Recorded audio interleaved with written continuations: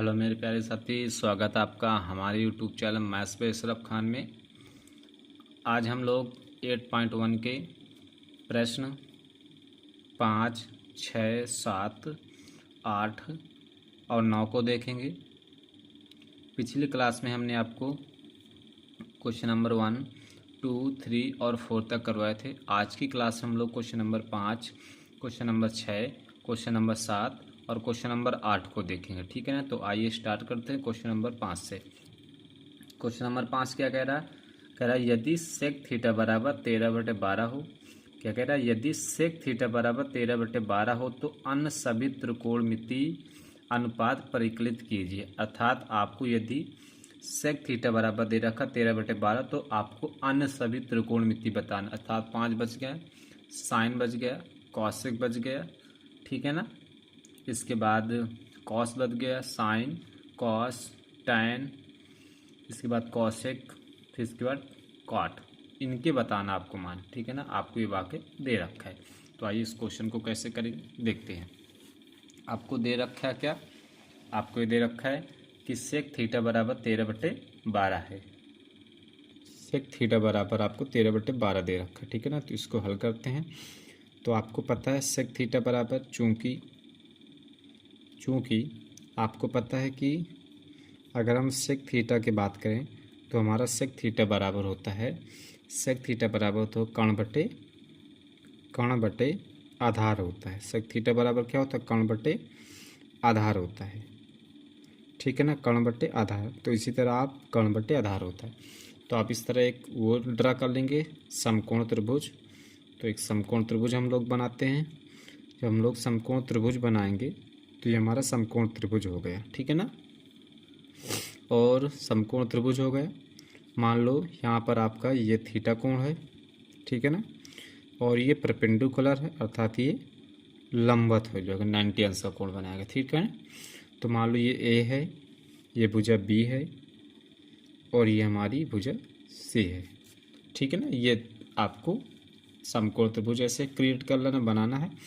अब यहाँ पर देखेंगे कर्ण की वैल्यू तो 13 है। ये कर्ण है, ये क्या है? आधार है। कर्ण की वैल्यू 13, कर्ण क्या है? ये, इसकी वैल्यू आपको दे रखा 13। इसी तरह आपको दे रखा आधार की वैल्यू दे रखा 12, ये दे रखा है। ठीक है ना। अब आप पाइथागोरस प्रमेय से लंब निकाल लेंगे। इसके बाद सभी त्रिकोणमितीय अनुपात आप ज्ञात कर लेंगे। ठीक है ना। तो आप लिखेंगे पाइथागोरस प्रमेय से। तो यहाँ पर लिखें पाइथागोरस प्रमेय से।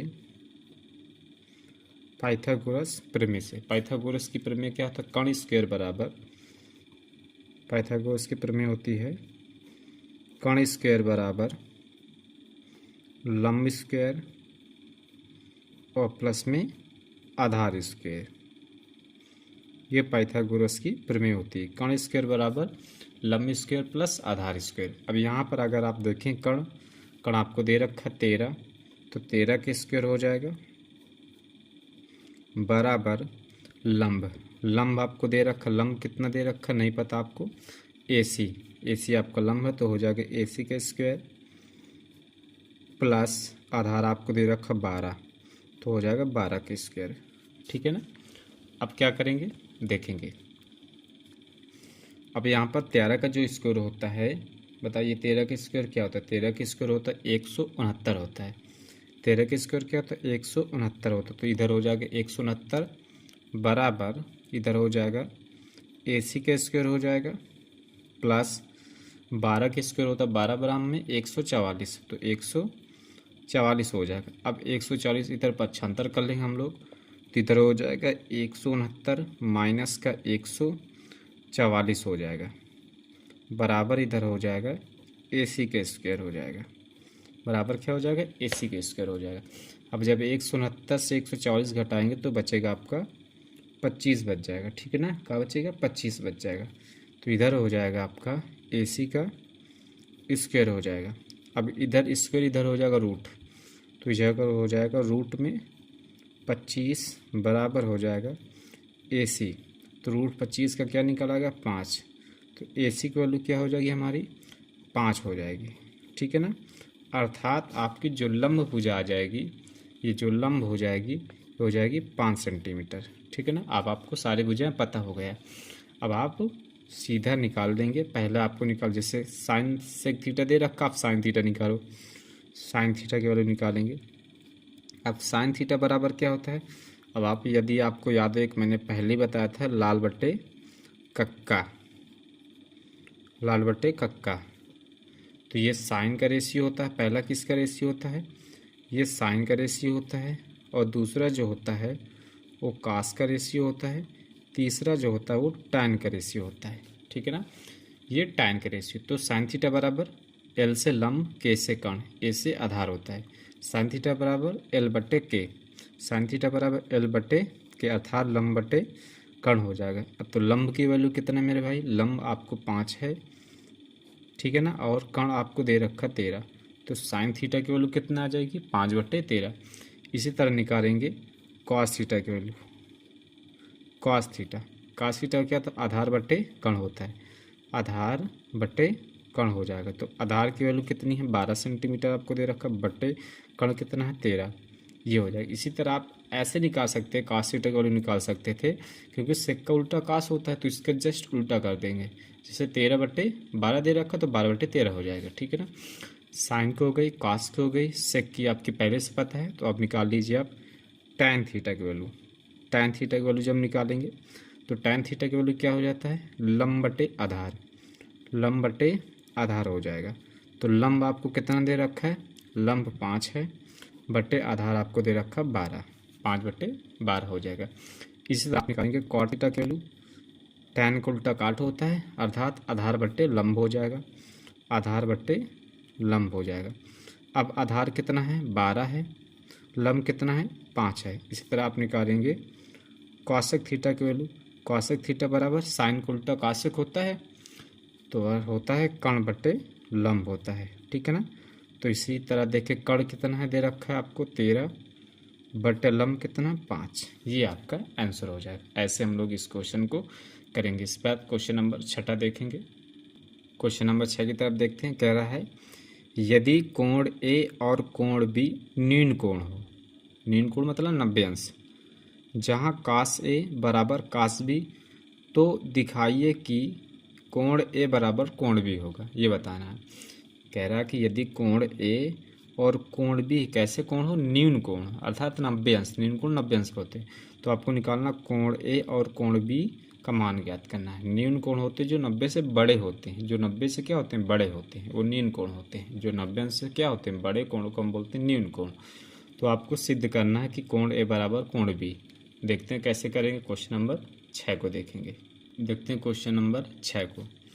मान लो कि हमने एक त्रिभुज मान लिया बी, या बोलेंगे ए सी बी या B C B, B C A. हमने एक त्रिभुज मान लिया। हमने लिखा कि मानला कि त्रिभुज ए बी सी में जो कोण सी है, जो ये कोण है, ये 90 अंश है, तथा कोण ए 90 अंश से क्या है, बड़ा है, और कोण बी भी 90 अंश से बड़ा है। तब ठीक ना, जब उसने आपसे ये भी कह दिया कि कॉस ए बराबर है कॉस बी के, उसने आपसे क्या कहा है, चूँकि उसने आपसे कहा है कि कॉस ए बराबर है कॉस बी के, तो कॉस ए बराबर किसके, कॉस बी के।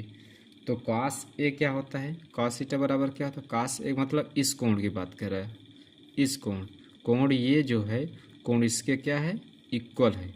ये क्या है, इक्वल अर्थात बराबर है। ठीक है ना। तो कॉस थीटा बराबर क्या होता है, कॉस थीटा बराबर होता है, आपको पता होना चाहिए। अब देखो इसके ये जो सामने की भुजा है, ये इसके सामने भुजा ये क्या हो जाएगी, लंब हो जाएगी। ये क्या हो जाएगी, लंब। ये लंब होगी तो ये आधार हो जाएगी। तो कॉस थीटा बराबर होता है आधार बट्टे क्या होता है, कर्ण होता है। कॉस थीटा बराबर क्या होता है, आधार बट्टे कर्ण, आधार बट्टे कर्ण। लेकिन यहाँ पर जो आधार है इसके सामने बचा, ये तो लंब हो जाएगी, तो ये हमारी आधार बचेगी। आधार क्या है, AC है, AC है। कर्ण का भी चेंजमेंट नहीं होती। कर्ण क्या है, AB। ठीक है ना, क्या बोलेंगे, AB हमारी क्या है, कर्ण है। इसी तरह इसमें करेंगे कॉस बी अर्थात इस कोण, ये अब भुजा लंब होगी, ये भुजा क्या होगी, अब ये लंब होगी, ये लंब होगी, तो ये क्या हो जाएगी, कर्ण हो जाएगी। सॉरी, ये लंब, ये भुजा लंब होगी तो ये आधार हो जाएगी। कॉस थीटा बराबर होता ही है आधार, आधार बट्टे कर्ण, आधार बट्टे कर्ण होता है, ठीक है ना। आधार बट्टे क्या हो जाएगा, कर्ण हो जाएगा, ठीक है ना। अब यहाँ पर जो आधार है आपका BC है, क्योंकि ये भुजा तो लंब हो गई।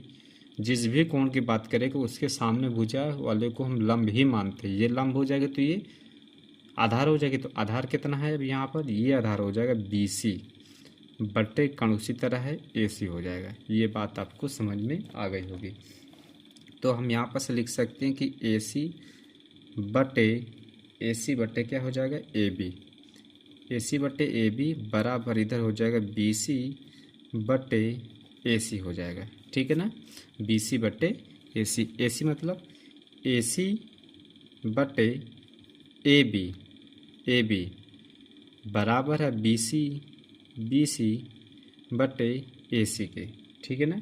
अर्थात यहाँ पर से हमको क्या मिला, अगर यहाँ पर से अगर बात करें तो आपको मिलता है नाउ, अर्थात इसका मतलब ये हो जाएगा, अर्थात AC जो है, AC भुजा जो हमारी AC भुजा है ये बराबर है BC भुजा के। अर्थात ये भुजा इसके क्या है, इक्वल है। इक्वल मतलब बराबर है, ठीक है ना। जब आपको पता होता है कि त्रिभुज ABC में दो भुजाएं बराबर होती हों तो उनके जो सम्मुख कोण होते हैं वो भी क्या होते हैं, बराबर होते हैं।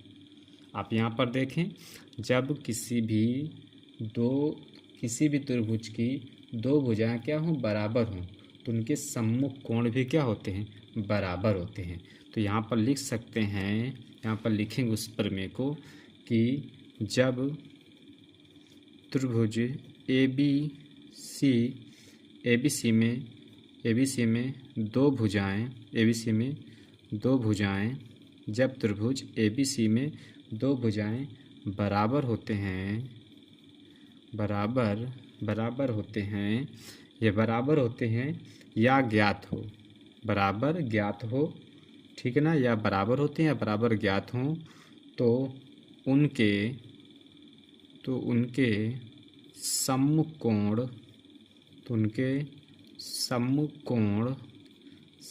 कोण भी बराबर होते हैं, तो उनके सम्मुख कोण भी बराबर होते हैं। ये आपको पता होना चाहिए कि जब त्रिभुज BC में जब दो भुजाएं क्या होती हैं, बराबर होती हैं, तो उनके सम्मुख कोण भी क्या होते हैं, बराबर होते हैं। अर्थात आप कहेंगे सम्मुख कोण भी, अर्थात ये कोण इसके क्या होगा, बराबर होगा। तो लिखेंगे कोण, तो आप लिखेंगे कोण A बराबर होगा कोण B के, इति सिद्धम। यही तो आपको सिद्ध करना है, ठीक है ना। तो ऐसे इस क्वेश्चन को आपको करना था। आइए क्वेश्चन नंबर हम 7 की तरफ बढ़ते हैं। क्वेश्चन नंबर 7 हमारा क्या कहता है, देखते हैं। क्वेश्चन नंबर 7 को देखते हैं। क्वेश्चन नंबर 7 क्या कहता है, कह रहा कि यदि cot थीटा बराबर 7/8 हो तो, यदि cot थीटा बराबर 7/8 हो तो आपको ज्ञात करना है फर्स्ट नंबर पर 1 + sin theta into 1 - sin theta upon में 1 + cos theta into 1 - cos theta की वैल्यू ज्ञात करना है। दूसरे में आपको cot स्क्वायर थीटा का मान निकालना है, ठीक है ना। तो सबसे पहले आप इसमें एक ट्रायंगल बनाते हैं। आइए देखते हैं क्वेश्चन नंबर 7 को क्या कह रहा है। ये कुछ क्वेश्चन नंबर 7 की बात करेंगे तो आपको दे रखा है कि cot थीटा बराबर 7/8 है, तो आपको 1 + sin theta into 1 - sin theta upon 1 + cos theta into 1 - cos theta की वैल्यू निकालना है। इसके बाद आपको दूसरे नंबर पर निकालना है cot स्क्वायर थीटा की वैल्यू निकालना है, ठीक है ना। तो आइए इस क्वेश्चन को हम लोग हल करते हैं, देखते हैं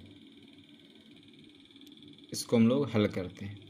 सबसे पहले आप एक ट्रायंगल बनाएंगे, ठीक है ना। एक समकोण त्रिभुज बना लेते हैं। ये मान लो आपने एक समकोण त्रिभुज बनाया, ये समकोण त्रिभुज जिसमें ये आपका थीटा कोण हो गया, ये परपेंडिकुलर है तो ये 90 अंश का हो जाएगा, ठीक है ना। ये मान लो आपका, मान लो A है, ये B है और ये भुजा आपकी C है, ठीक है ना। अब आपको पता होना चाहिए कि cot थीटा बराबर क्या होता है, ठीक है ना। चूँकि अगर हम cot थीटा की वैल्यू बात करें तो cot थीटा बराबर होता है, चूँकि cot थीटा बराबर होता है लाल बटे कक्का में देखें, cot थीटा बराबर होता आधार बटे आधार लाल, LAL आधार लाल बटे कक्का, आधार बटे लंब होता है, आधार बटे लंब होता है। तो आधार की वैल्यू आपको पता है, ये आधार कितना आपको दे रखा है, 7 दे रखा है। लंब कितना दे रखा है आपको, 8 दे रखा है, ठीक ना। अब आपको सबसे पहले कर्ण निकालना है, तो आप लिखेंगे, यहाँ पर लिखेंगे समकोण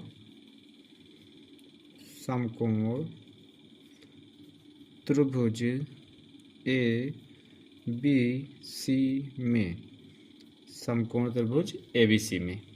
तो लिखेंगे पाइथागोरस की प्रमेय लगाएंगे, कर्ण स्क्वायर बराबर लंब स्क्वायर और प्लस आधार स्क्वायर, ठीक है ना। कर्ण स्क्वायर बराबर लंब स्क्वायर प्लस आधार स्क्वायर हो जाएगा। तो यहाँ पर आप देखेंगे जो आपको कर्ण दे रखी है, जो कर्ण भुजा है आपको नहीं पता, अर्थात AC है।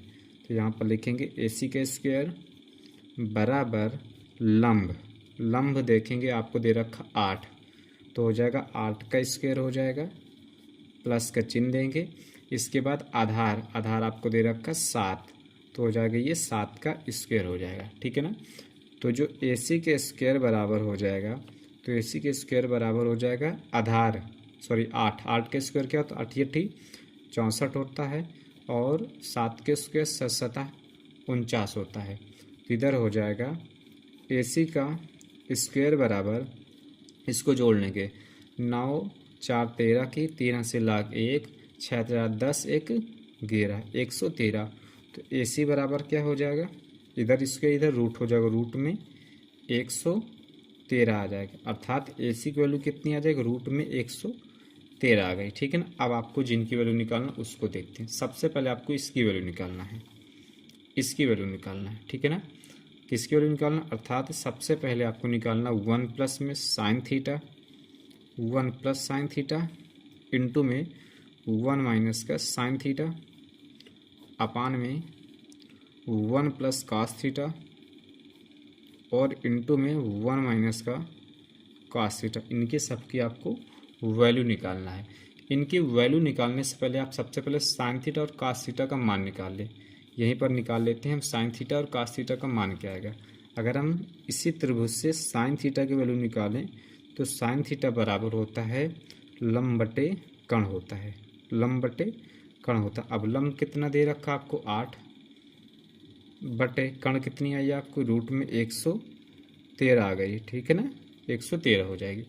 इसी तरह आप यहाँ पर देखें तो फिर अगर हम कॉस थीटा की वैल्यू निकालें, कॉस थीटा बराबर क्या होता है, कॉस थीटा बराबर होता आधार बटे कर्ण होता है। कॉस थीटा बराबर क्या होता है, आधार बटे कर्ण। अब आपको आधार 7 दे रखा है, बटे कर्ण कितनी आई, रूट में 113 आया है, ठीक है ना। अब इसको हम लोग हल करते हैं। अब यहाँ पर अगर देखें तो एक ब्रैकेट में a प्लस बी, दूसरे ब्रैकेट में a माइनस बी लिखा है। इसी तरह इसमें भी लिखा है 1 प्लस कॉस थीटा, अर्थात एक ब्रैकेट में a प्लस बी, एक ब्रैकेट में a माइनस बी, तो हो जाएगा a square minus B square का फार्मूला लिखा है, a square minus B square, तो अर्थात 1 माइनस का साइन थीटा का स्क्वायर लिखा है अपान में नीचे जो लिख रखा है 1 माइनस का कॉस थीटा का स्क्वायर हो जाएगा, ये चीज़ लिख रखा है। अब इसको मान इसका उठा के रखेंगे, देखेंगे तो हो जाएगा 1 माइनस का साइन थीटा की वैल्यू आपने जस्ट अभी निकाली, 8 बटे रूट में 13, तो हो जाएगा 8 बटे रूट में 113 का स्क्वायर हो जाएगा, बटे 1 माइनस का इस तरह कास थीटा की वैल्यू आपने निकाला 7 बटे रूट में 113 का क्या हो जाएगा, स्क्वायर हो जाएगा। अब इसको हल करेंगे हम लोग तो हमको मिलता है 1 माइनस का 8 के स्क्वायर करेंगे 88 64 हो जाएगा, रूट 13 का स्क्वायर करेंगे तो 113 ही हो जाएगा, रूट 113 के स्क्वायर 113 ही रहेगा। इसी तरह 1 माइनस का इसका करेंगे 47 49 बटे 113 हो जाएगा। ठीक है ना, इसका इसमें गुणा करवा लेंगे तो करवाएंगे, इसका इसमें गुणा कराएंगे तो 113 माइनस का 64 बटे 113 पूरे के बट्टे क्या हो जाएगा, पूरे के बट्टे हो जाएगा, इसका इसमें गुणा कराएंगे तो 113 माइनस का 49 बटे 113, 113 से 113 हमारा क्या हो जाएगा, कैंसिल हो जाएगा। तो इसको जब हल करेंगे तो क्या हो जाएगा, अब देखेंगे 113 में से जब 64 जाएगा, 113 में से जब आपका 64 जाएगा तो क्या बचेगा, 113 में से 64 जाएगा तो 49 बचेगा। क्या बचेगा, 49, ऊपर क्या बच जाएगा 49। इसी तरह 113 में से जब 49 घटेगा तो नीचे क्या बच जाएगा 64। यही आपका हो जाएगा आंसर, अर्थात 1 plus sine theta into 1 minus sine theta upon 1 plus cos theta into 1 minus cos theta की वैल्यू आ जाएगी 49/14 हो जाएगी। अब इसी तरह आपको निकालना है काट स्क्वायर थीटा की वैल्यू निकालना है। किसकी वैल्यू निकालना, काट स्क्वायर थीटा की। तो अगर हम काट स्क्वायर थीटा की वैल्यू निकालेंगे तो यहाँ पर से अगर आप देखें तो काट की वैल्यू आपको दे रखा 7/8, तो इसी का स्क्वायर कर देना, बस 7/8 का स्क्वायर कर लेना है, बराबर इधर जाकर 7 के स्क्वायर 49, 8 के स्क्वायर 88, 64, यही आपका आंसर हो जाता। तो ऐसे आपको क्वेश्चन नंबर 7 को करना था। ठीक है ना, देख लीजिए। आइए हम लोग क्वेश्चन नंबर 8 की तरफ चलते हैं। क्वेश्चन नंबर 8 क्या कहता है देखते हैं।